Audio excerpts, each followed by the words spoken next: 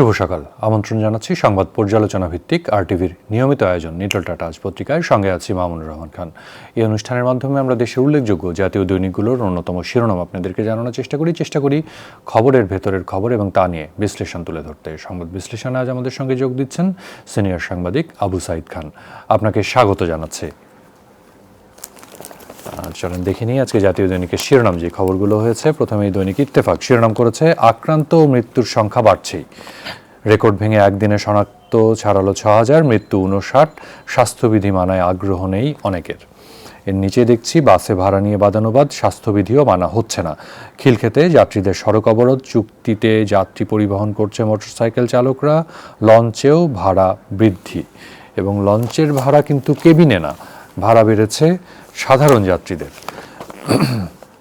প্রথম আলো শিরোনাম করেছে করোনার দ্বিতীয় ঢেউ বেশি তীব্র।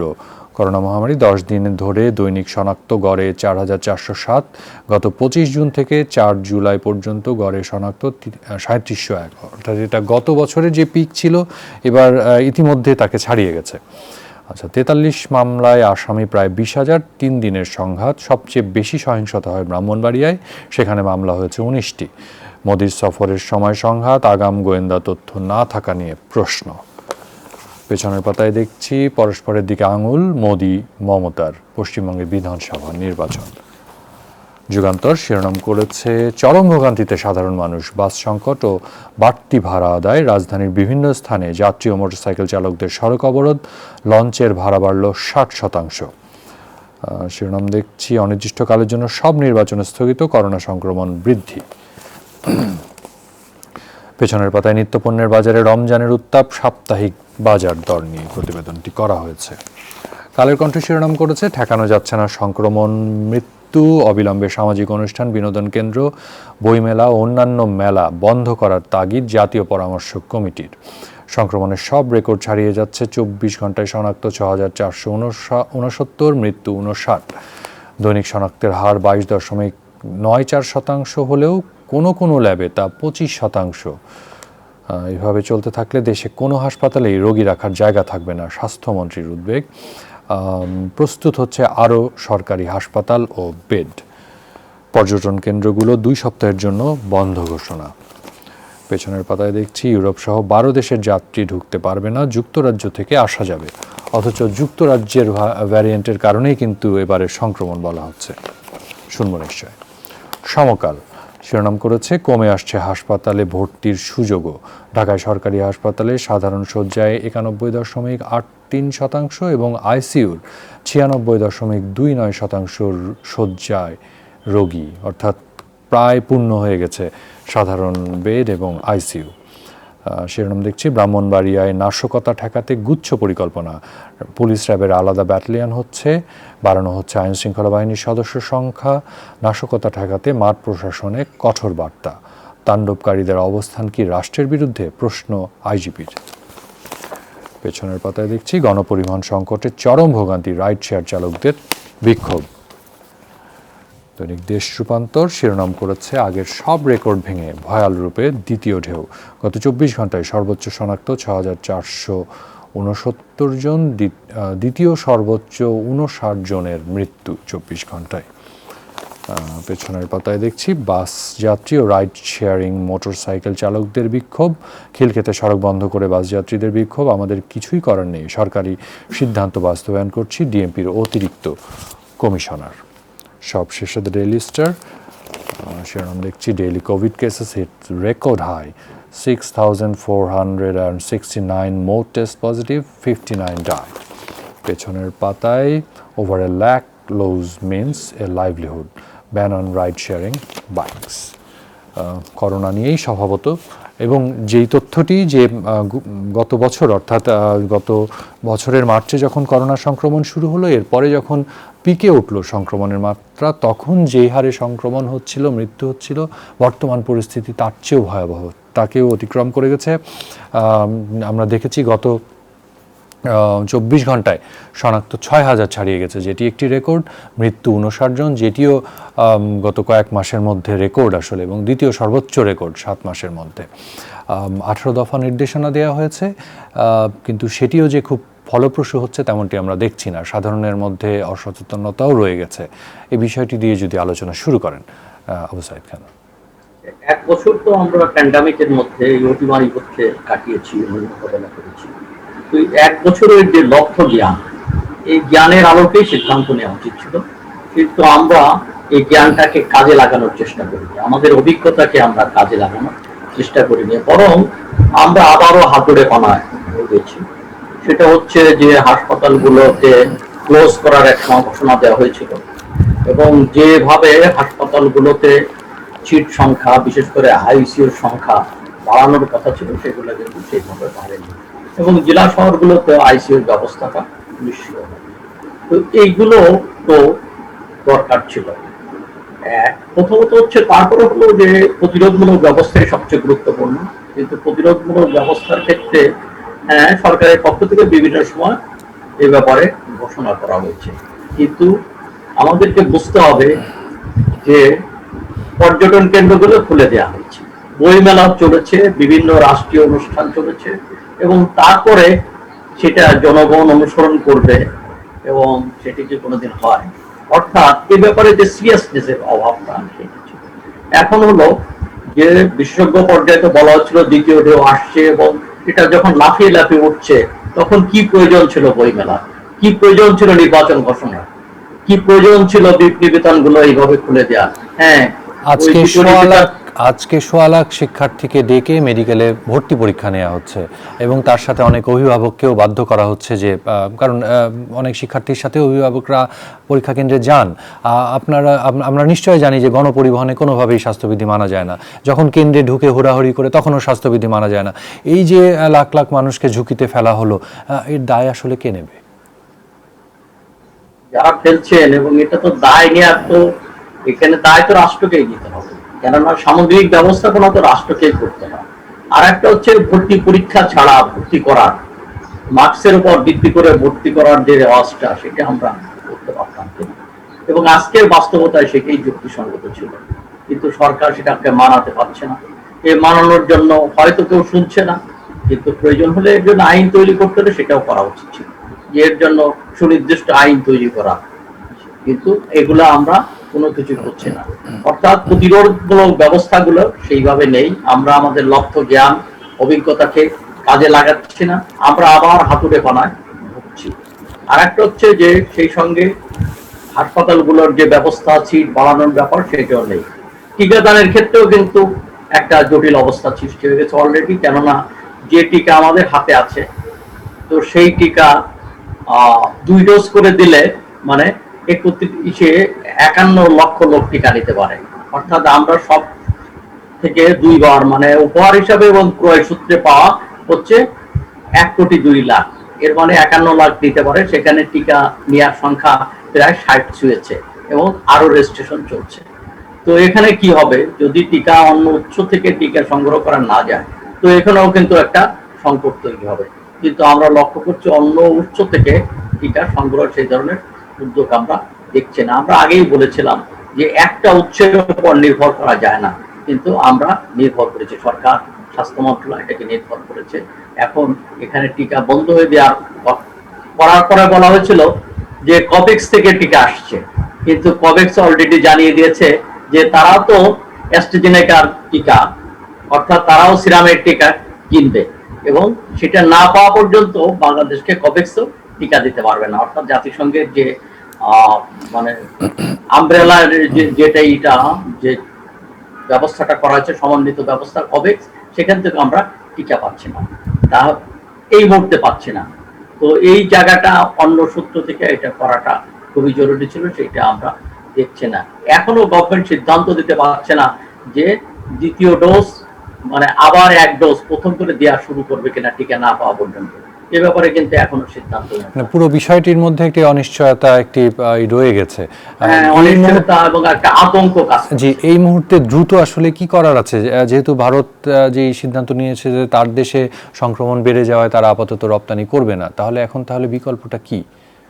আমার মনে হয় যে সেখানে টিকা নেওয়ার ক্ষেত্রে অন্য জায়গা, এখানে কূটনীতি আছে, কিন্তু কূটনীতির চেয়ে আমাদের স্বাস্থ্যটা হচ্ছে গুরুত্বপূর্ণ। অতএব সেখানে চীন এবং রাশিয়ার দিকে হাত বাড়াতে পারে, কিন্তু আমরা চীন এবং রাশিয়া অজানা কারণে চীন রাশিয়ার দিকে হাত বাড়াচ্ছি না, এবং এখানে চীনের একটা কোম্পানি তো আগ্রহী ছিল, এবং এমনকি তারা এখানে মানে পরীক্ষামূলক টিকা দেওয়ার ক্ষেত্রেও তারা আগ্রহী ছিল, কিন্তু সেগুলো আমরা একটা সূত্রের পর নির্ভর করেছি, এবং এটা একটা বড় যে ভুল হয়েছে এটা বোঝা যাচ্ছে। এখন আমার মনে হয় যে এখানে জনসনের টিকার ব্যাপার আলাপ হচ্ছে, জনসনের টিকা পাওয়া যাবে কিনা, কেন ইউরোপে এটা যথেষ্ট চাহিদা আছে, তারা দিতে পারবে কিনা জানি না। আমার মনে হয় যে চীনের যদ্দূর পত্রপত্রিকার খবরে দেখেছে যে চীনের কাছে টিকা মজুদ আছে এবং তাদের উৎপাদন হচ্ছে এবং রাশিয়াতে হচ্ছে, অতএব সেখানে চীন রাশিয়ার সঙ্গেও কথা বলা যেতে পারে। এবং আমাদের এই ক্ষেত্রে যাদের টিকা পাওয়া যায় তাদের কাছ থেকে টিকা নেওয়া উচিত। এই ক্ষেত্রে কোনো বাদ বিচার, এই ক্ষেত্রে কোনো কূটনীতির খেলায় যেন আমরা জড়িয়ে না পড়ি, সেই বিষয়টি বিবেচনা করা উচিত বলে আমি মনে করি।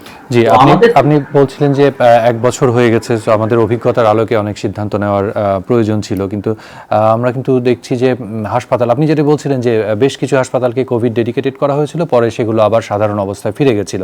আবার কিছু যেমন ডিএনসিসির যেই একটি মার্কেট, যেটিকে হাসপাতাল, আরেকটির কথা আমরা জানি একটি বেসরকারি গ্রুপ তারা একটি জায়গা দিয়েছিল, সে কিন্তু এই 1 বছর ধরে সেগুলো তো কিন্তু সেভাবে গড়ে তোলা হয়নি। অক্সিজেন সাপ্লাই, সব জায়গায় হাই ফ্লো অক্সিজেন সাপ্লাই যে ব্যবস্থা করা সেটাও হয়নি।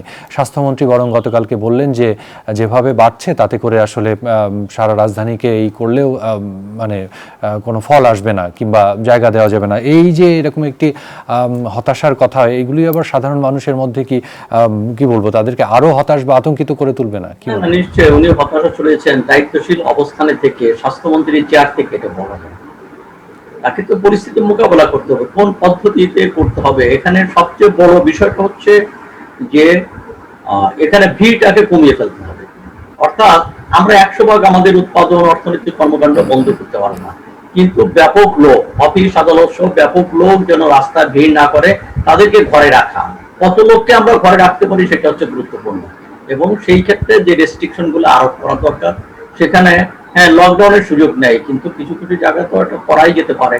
যেমন গ্রাম এলাকাতে তেমন প্রকোপ নেই, সেখানে গ্রিন জোন ঘোষণা করে সেখানে বাইরে থেকে লোক প্রবেশের ক্ষেত্রে বাধা দেওয়া যেতে পারে, যে না, বাইরে থেকে গেলে তারা সেখানে কোয়ারেন্টিনে যেতে হবে।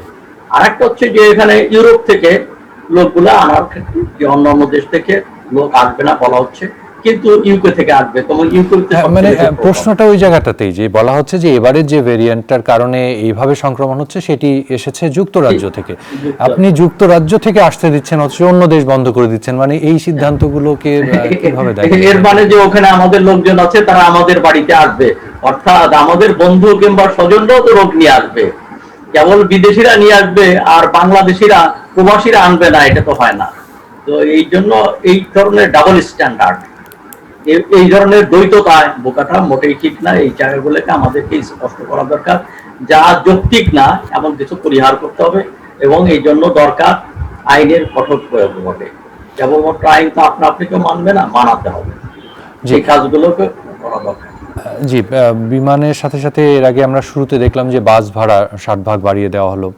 গতকাল থেকে নৌপথের ভাড়াও বাড়ানো হলো, এবং নৌপথের ভাড়াটি বাড়ানো হলো সাধারণ যাত্রী, অর্থাৎ যারা একটু নিম্নবিত্ত, যারা কিনা ডেকে যায়, তাদের কিন্তু বাড়ানো হয়েছে। আর আপনার যারা অবস্থাপন্ন বা কেবিনে, সেই ভাড়াটি কিন্তু বাড়ানো হয়নি।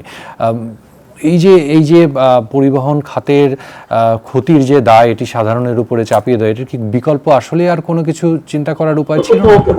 তাদেরকে সাবসিডি সহ অন্যান্য সুযোগ তাদেরকে দিতে পারত, সেখানে সুলভে পেট্রোল দেওয়া থেকে আরম্ভ করে এই কাজগুলো গভর্নমেন্ট করতে পারতো। কেননা গণপরিবহন তো সাধারণ মানুষ চলাফেরা করে, এবং সাধারণ মানুষ কিন্তু এখানে আপনি রেস্ট্রিকশন আরোপ যখন করবেন, সাধারণ মানুষ ক্ষতিগ্রস্ত হবে, তো তাদের জীবন জীবিকার সমস্যা তৈরি হবে। সেই ক্ষেত্রেও কিন্তু এখনো গভর্নমেন্টকে প্রণোদনা দেওয়ার ব্যাপারটা, বিশেষ করে তাদেরকে অনুদানের বিষয়টা ভাবতে হবে, এবং সেটা কিভাবে দেওয়া যায়।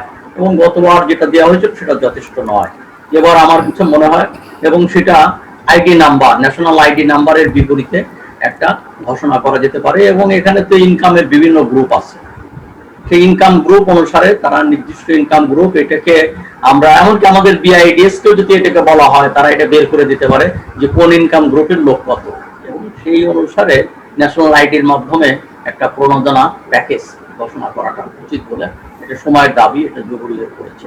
তা না হলে এখানে মানুষকে ঘরে রাখা যাবে না, কেন জীবিকার প্রয়োজন মানুষ রাস্তায় বেরোয়। যুগান্তর শিরোনাম করেছে যে চরম ভোগান্তিতে সাধারণ মানুষ, বাস সংকট, বাড়তি ভাড়া আদায়। তো একদিকে বাসে, ট্রেনে, লঞ্চে অর্ধেক যাত্রী পরিবহনের কথা বলা হচ্ছে, অন্যদিকে কিন্তু অফিস আদালতগুলোতে এখনও অর্ধেক জনবল দিয়ে এই বিষয়টি নিশ্চিত করা যায়নি। মানে কি বলবো যে এর আগেও আমরা এই বিষয়টি দেখেছিলাম। 1 বছর আপনি বলছিলেন যে 1 বছরের অভিজ্ঞতা আমাদের আছে, আসলে কতটা কাজে লাগানো যাচ্ছে সেই অভিজ্ঞতা? এখানে আমরা কোনো কাজে লাগাতে দেখছি না, এবং আমরা দেখছি যে ঘোষণাগুলো কাগজে ঘোষণা, সবকিছু কাগজে ঘোষণা করাচ্ছে, কিন্তু এগুলো হোমওয়ার্ক করা হচ্ছে না। একটাই শুধু ডেভেলপমেন্ট, সেটা হলো যে আমাদের ডাক্তাররা, স্বাস্থ্যকর্মীরা তারা যথেষ্ট আত্মপ্রত্যয়ী এবং অভিজ্ঞতা অর্জন করেছে, এবং তারা এখন আর হাসপাতাল থেকে নিজেদেরকে সরিয়ে নিচ্ছে না, তারা পরিস্থিতির মোকাবেলা করছে, চিকিৎসা দেওয়ার ক্ষেত্রে তারা পিছিয়ে নেই। এইটাই একটা ডেভেলপমেন্ট। এর বাইরে কিন্তু আমি অন্য কোনো জায়গায় ডেভেলপমেন্ট দেখছি না, বরং অন্য ক্ষেত্রে আমরা দেখছি যে কোন রকম দায় সারা গোছের ব্যাপারটা রয়ে গেছে। এগুলো এখনো সমন্বিত পদক্ষেপটা দরকার। সেটা হচ্ছে যে এখানে আমরা তো অতীতেও দেখেছি যে কিছু কিছু জায়গা যেখানে জনপ্রতিনিধিরা, কমিউনিটি লিডাররা এবং স্থানীয় রাজনৈতিক দল ইত্যাদি কর্মীরা যুক্ত হয়েছে, সেখানে কিন্তু ভালো ফল পাওয়া গেছে। আমার কাছে মনে হয় যে এইভাবেই এখানে গণ কমিটি করা দরকার, এলাকায় এলাকায় গণ কমিটি করা দরকার, গণ কমিটি করে এখানে প্রতিরোধ ব্যবস্থা করে দেওয়া দরকার, এবং এখানে আইন শৃঙ্খলা এবং স্বাস্থ্যবিধি প্রয়োগ যাতে হয়, স্বাস্থ্যবিধি মেনে যাতে মানুষ চলে, সেই ব্যাপারে এখানে কঠোর অবস্থান করতে হবে। জি, নিশ্চয়ই শুনবো আপনার কাছ থেকে আরো। আমাদের একটি বিরতিতে যাওয়ার সময় হয়েছে। দর্শক, আমরা ফিরবো খুব অল্প সময় পরে, আশা করি সঙ্গেই থাকবেন।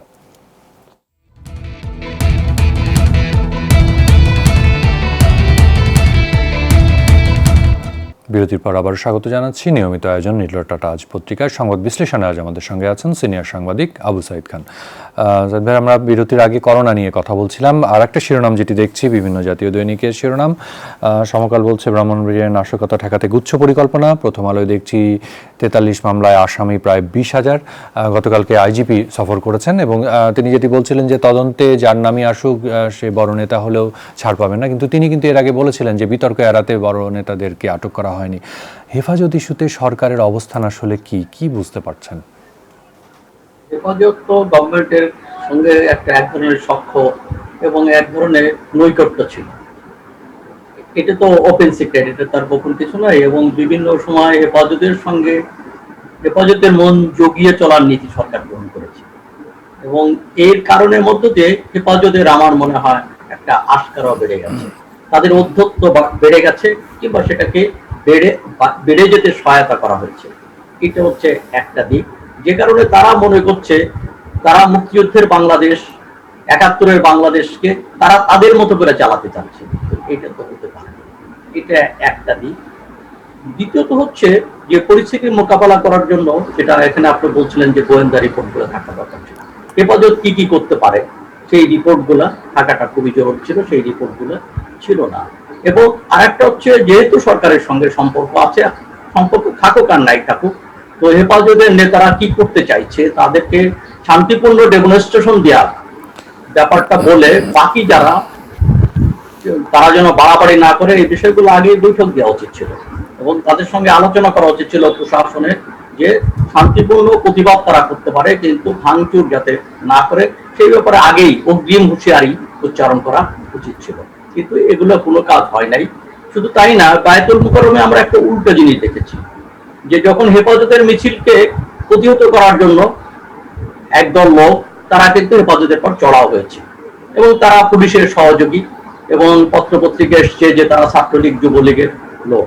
আমার বক্তব্য হচ্ছে, ছাত্রলীগ যুবলীগকে দিয়ে কোন এটা মোকাবেলা করার কাজটা কি পুলিশের কাজ? কেন পুলিশের কেন সহায়তাকারী দরকার? এই ব্যাপারটাও আমাদের স্পষ্ট করা দরকার, এবং এই ব্যাপারে গভর্নমেন্টের অবস্থানটাও নিয়ে একটু এই ব্যাপারে প্রশ্ন ছিল। গভর্নমেন্টের অবস্থান না থাকলেও আমরা যেটা দেখেছি যে সরকারি দল, বিশেষ করে ছাত্রলীগ, বিশ্ববিদ্যালয়ের বাম ছাত্র সংগঠনগুলো যখন মোদী বিরোধী মিছিল করছিল, তাদের পর চড়া হয়েছে। এর মানেটা কি হচ্ছে যে মোদীর বিরুদ্ধে কি মিছিল করা যাবে না? এই প্রশ্ন সঙ্গতভাবে এসে যায়। মোদী আমাদের রাষ্ট্রীয় অতিথি, রাষ্ট্রাচার অনুসারে আমরা তাকে স্বাগত জানাবো। রাষ্ট্র যেটা কাজ করেছে যথার্থই করেছে, কিন্তু একটা গণতান্ত্রিক ব্যবস্থায় তো ভিন্ন মত থাকতে পারে, তো ভিন্ন মত চর্চা হতে পারে, এবং মোদীর কার্যকলাপ, তার সাম্প্রদায়িক কার্যকলাপ, তার এই ইত্যাদি জায়গা থেকে তো ভিন্ন মতের সুযোগ রয়েছে। হ্যাঁ, মুসলমানরা তাদের ধর্মীয় জায়গা থেকে মুসলিম যে নির্যাতন হচ্ছে তার বিরুদ্ধে প্রতিবাদ হতে পারে, মানবিক জায়গা থেকে বামপন্থীরা তারাও এটার প্রতিবাদ জানাতে পারে, এবং মোদীর বিরুদ্ধে তো একটা সাম্প্রদায়িক নেতা তো, এবং সেখানে ভারতের মানুষের ভিতরে যে বিভাজন তৈরি করে দিয়েছে, এর প্রতিবাদ করার তো অধিকার বাংলাদেশের মানুষের রয়েছে। কেননা মোদীর ভূমিকা কেবলমাত্র তো ভারতের সীমাবদ্ধ নেই, মোদীর ভূমিকা প্রভাব বাংলাদেশেও পড়ছে, তো সেই প্রতিবাদ করতে পারে। রাষ্ট্রর যেমন দায় আছে যে প্রতিবেশী দেশের বন্ধু রাষ্ট্রের প্রধানমন্ত্রীকে, সরকার প্রধানকে আমন্ত্রণ জানানো, ঠিক নাগরিকদের কোনো কোনো অংশের প্রতিবাদ করার অধিকার রয়েছে। অতএব এই জায়গাটা আগে স্পষ্ট করা উচিত ছিল যে মোদীর, অর্থাৎ নরেন্দ্র মোদীর এখানে সফরকে নিশ্চিত করার জন্য তাকে যে সম্মান জানানো সেটা জানানো হবে, এবং রাষ্ট্রের কোনো অংশ যদি প্রতিবাদ করে সেটা গণতান্ত্রিক শান্তিপূর্ণ পথে প্রতিবাদ করতে পারে, এবং সেই ব্যাপারটা সম্পর্কে সুনির্দিষ্ট সিদ্ধান্ত থাকা উচিত ছিল। তাহলে আমার মনে হয় ঘটনাটা এতটা ব্যাপক রূপ নিত না। তো এই জায়গাগুলোতে আমার মনে হয় যে জিনিসগুলোকে মোকাবেলা করার ক্ষেত্রে সরকারের যে ধরনের সিদ্ধান্ত দরকার ছিল সেই সিদ্ধান্ত ভুল। আর একটা হচ্ছে যে এখানে হেফাজত সম্পর্কে স্পষ্ট বলা দরকার, স্পষ্ট করা দরকার যে প্রতিবাদ করার অধিকার তাদের আছে, সহিংসতার অধিকার তাদের নেই, এবং তারা সাংবাদিকদের পর চড়াও হয়েছে, সঙ্গীত বিদ্যালয়ের উপর আলাউদ্দিন খাঁ সঙ্গীত বিদ্যালয়ের উপর এসে ভাঙচুর করেছে, এবং তারা এই ঘটনার মধ্য দিয়ে তারা যেটা করছে সেটা কেবল প্রতিবাদ না, তারা তাদের বাংলাদেশ, অর্থাৎ তারা তাদের মতো করে দেশটাকে চাইছে। তো এই চাওয়া তো আর জনগণ ৭১-এর বাংলাদেশ, ৭১-এর সমাজ তো মেনে নিতে পারে না। ৭১-এর মুক্তিযুদ্ধের মধ্য দিয়ে যে উদার গণতান্ত্রিক ধর্মনিরপেক্ষ দেশ আমরা চেয়েছি, এবং সেই জায়গা থেকে ব্যাপারটা হতে হবে। অতএব তারা যেটা মনে করছে যে সরকারের সাথে সখ্যর কারণে কিংবা তাদের শক্তির কারণে মুসলিম সেন্টিমেন্ট পুষকে দিয়ে তারা ভাস্কর্য বিরোধিতা করবে, সঙ্গীত বন্ধ করে দেবে, আবার দেশটাকে তারা অর্থাৎ এই পিছনের দিকে নিয়ে যাবে, মধ্যযুগে নিয়ে যাবে, সেটা তো হতে পারে না। তাদের সামাজিক সংগঠন বললেও তাদের রাজনৈতিক অভিলাষটি এর মাধ্যমে প্রকাশ হয়েছে। একদমই শেষের দিকে আমরা একটি হেডলাইনে আপনার একটু দৃষ্টি আকর্ষণ করি, সেটি হচ্ছে যে নিত্যপণ্যের বাজারে রমজানের উত্তাপ। টিসিবি স্বল্প আয়ের মানুষের ভরসার জায়গা ছিল, সেই টিসিবিও কিন্তু পণ্যমূল্য বাড়িয়ে, তেল, চিনি, পেঁয়াজ দাম বাড়িয়ে বিক্রি শুরু করেছে। ছোট্ট মন্তব্য শুনে 1 মিনিটে শুনে শেষ করতে চাই। খুবই অযৌক্তিক, কেননা রাষ্ট্র যখন, রাষ্ট্রের দায়িত্ব হচ্ছে যে মূল্যকে নিয়ন্ত্রণের মধ্যে রাখা, সাধারণ মানুষের ক্রয় ক্ষমতার মধ্যে রাখা, আর রাষ্ট্রীয় প্রতিষ্ঠান যদি এখানে ব্যবসা করতে চেষ্টা করে, টিসিবি যদি এখানে ব্যবসা করে, তাহলে রাষ্ট্রের যে উদ্দেশ্য সেটা তো হয়ে যায়, ব্যাহত হয়ে যায়, সেটা তো নষ্ট হয়ে যায়। অতএব এখানে আমার মনে হয় হঠাৎ করে এটা গভর্নমেন্টের কোন সিদ্ধান্ত কিংবা কার সিদ্ধান্ত, কেন টিসিবি দাম বাড়িয়ে দিয়েছে এটাকে বুঝতে হবে। টিসিবির কাজটা কেবল ব্যবসা করা নয়, সেখানে এটা সেবা দেয়। আর একটা হলো যে একটা বিকল্প ব্যবস্থা হিসেবে টিসিবির যতটুকু ক্ষমতা আছে, এই ক্ষমতা আমরা বারবার বলেছি যে টিসিবিকে আরো শক্তিশালী করে বাজারে বাড়ানো দরকার, সেটাও কিন্তু বাড়ানো হচ্ছে না, বরং টিসিবিকেও ব্যবসায়ী প্রতিষ্ঠানে, মানে প্রচলিত ব্যবসায়ী প্রতিষ্ঠানে পরিণত করার একটা চেষ্টা হচ্ছে। এর কোনো অর্থ নেই। আমরা একেবারেই শেষে আপনাকে অনেক ধন্যবাদ জানাচ্ছি আমাদের সময় দেওয়ার জন্য। দর্শক আপনাদেরকেও ধন্যবাদ। নেটওয়ার্ক টাটা আজ পত্রিকা অনুষ্ঠানটি এখানেই শেষ করছি। আপনাদের জানিয়ে রাখুন, অনুষ্ঠানটি সপ্তাহে প্রতিদিন সকাল 9টা 10 মিনিটে প্রচারিত হচ্ছে। দেখার আমন্ত্রণ রইল। যাওয়ার আগে আপনাদের কাছে আবারও অনুরোধ, করোনাকালে মাস্ক পরে শারীরিক দূরত্ব বজিয়ে রেখে নিরাপদে থাকবেন আর আরটিভির সঙ্গেই থাকবেন। ধন্যবাদ।